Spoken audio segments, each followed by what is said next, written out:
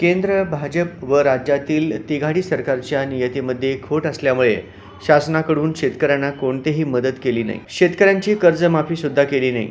केंद्रातील भाजप व राज्यातील तिघाडी सरकार शेतकरी विरोधी असून या सरकारच्या विरोधात आवाज उठवण्यासाठी प्रदेशाध्यक्ष नानाभाऊ पटोले यांच्या निर्देशानुसार माजी गृहमंत्री सुशीलकुमार शिंदे व खासदार प्रणितीताई शिंदे यांच्या मार्गदर्शनाखाली सोलापूर शहर व जिल्हा काँग्रेस कमिटीच्या वतीने शहर अध्यक्ष चेतन नरोटे, कार्याध्यक्ष ॲडव्होकेट नंदकुमार पवार यांनी सोलापूर जिल्हाधिकारी कार्यालय पूनम गेट समोर धरणे आंदोलन आयोजित केले होते.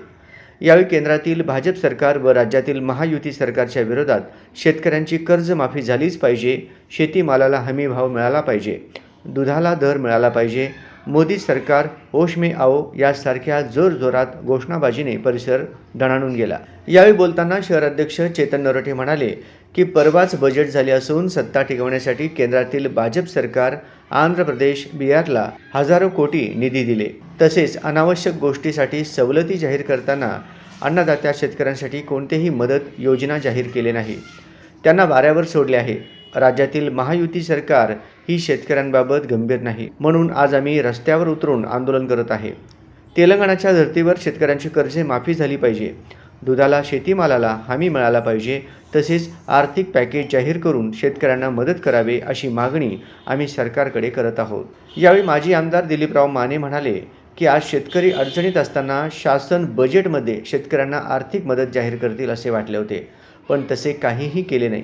या विरोधात तसेच शेतकऱ्यांची कर्जमाफी झाली पाहिजे, हमी भाव मिळाला पाहिजे, पीक विमा योजनेत सर्व पिकांचा समावेश झाला पाहिजे, शेतकऱ्यांचे हित डोळ्यासमोर ठेवून कांदा आयात निर्यात धोरण ठरविण्यात यावे, वीज बिलात सवलत देण्यात यावी, दुबार पेरणीसाठी मदत करावी, शेतीसाठी लागणाऱ्या खते, बी बियाणे, औषधांचे दर कमी करण्यात यावे, यासाठी आम्ही आंदोलन करत आहोत. यावेळी बोलताना जिल्हा कार्याध्यक्ष ॲडव्होकेट नंदकुमार पवार म्हणाले की शेतकरी ऊन थंडी पावसाची पर्वा न करता शेतात कष्ट करून धान्य पिकवतो.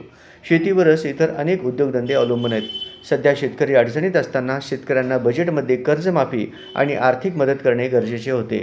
ते केले नाही, म्हणून आज आम्ही आंदोलन करत आहोत. या धरणे आंदोलनात सोलापूर शहर काँग्रेसचे सर्व पदाधिकारी व कार्यकर्ते मोठ्या संख्येने उपस्थित होते.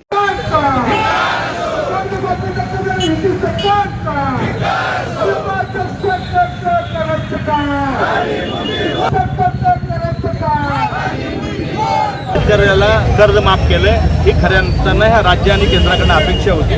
ती अपेक्षा शेतकऱ्याच्या हातामध्ये भोपळा मिळाला आहे. त्यामुळे हे आंदोलन पूर्ण महाराष्ट्रात होत असताना आज सोलापूर शहरात जिल्ह्याच्या वतीनं व शहराच्या वतीनं तमाम काँग्रेस प्रेमीच्या वक्तीच्या वतीनं हे आंदोलन घेतले आहे. शेतकऱ्याच्या भावना जनतेपर्यंत पोहोचण्यासाठी आम्ही हा आंदोलन करत आहे.